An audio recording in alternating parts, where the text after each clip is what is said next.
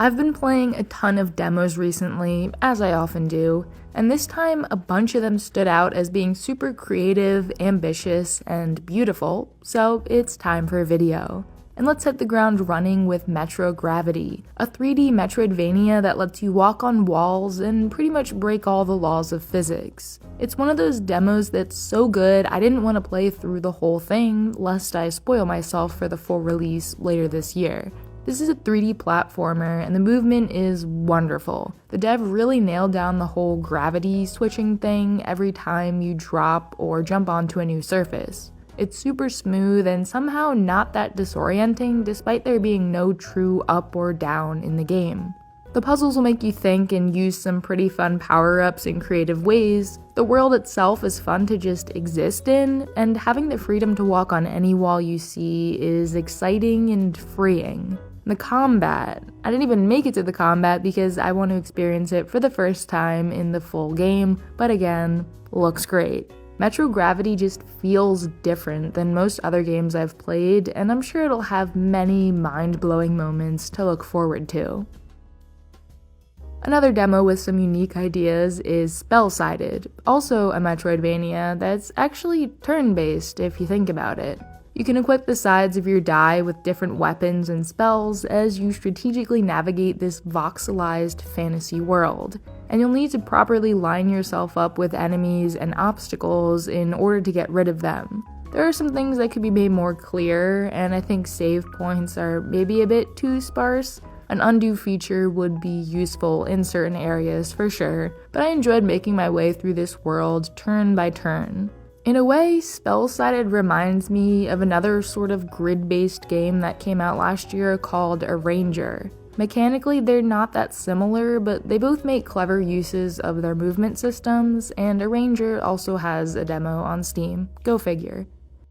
Never have I been more drawn into a game's storytelling and world building in just the first few minutes than I have with the demo for Nowhere Manor. You're a doll, one of hundreds or even thousands of identical workers in some sort of liminal mansion. For some reason, you seem to be a bit more sentient than the others, and are thrust into a world of angels and demons, all with their own side of the story and fighting to get their very own soul. And the story alone, just the words typed out on the screen, already enough to get me interested. Throw in the amazing hand-drawn art and music, and it's kind of a masterpiece. Usually it's difficult for a visual novel to capture my attention like this, but Nowhere Manor has it 3 times over already. And finally, a demo that came out today as I'm writing this, so yesterday. Howl is a Souls-like deck builder, if that can even be a thing that exists. Basically, you're making your way through the spirit world, trying to bring your dead son back. Along the way, you'll encounter and fight different types of spirits using a set of cards that gives you special powers like throwing rocks and sprinting. I know, groundbreaking. But as you go along and collect materials from fallen enemies, you'll craft cards and expand your hand in order to take on more powerful foes, and so on. It's a pretty slow, melancholy journey. Combat is very deliberate, much like a Souls-like. There are save points that heal you and respawn nearby enemies. A very minimal map that comes in handy because it's easy to get lost in the darkness, and some fantastic pixel art. Some of these combat scenarios are pretty tough and will require you to plan out your moves well in advance and learn each enemy type's moves, and doing that was a very fun and rewarding challenge. I like weird games like this, and frankly, all the demos on this list. Just when you think you've seen it all, someone will come up with a crazy new combination of genres and mechanics.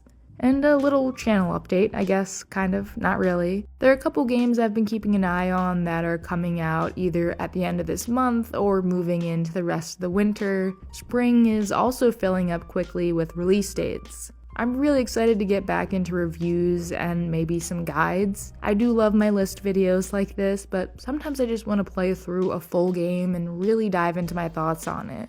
And aside from the games we know are releasing on certain dates, there are also about a bajillion unknowns still at this point, a few that I'm really hoping will come out maybe within the first half of this year. Trying to manifest that, looking at you, Skate Story. I mean, it's honestly already my game of the year.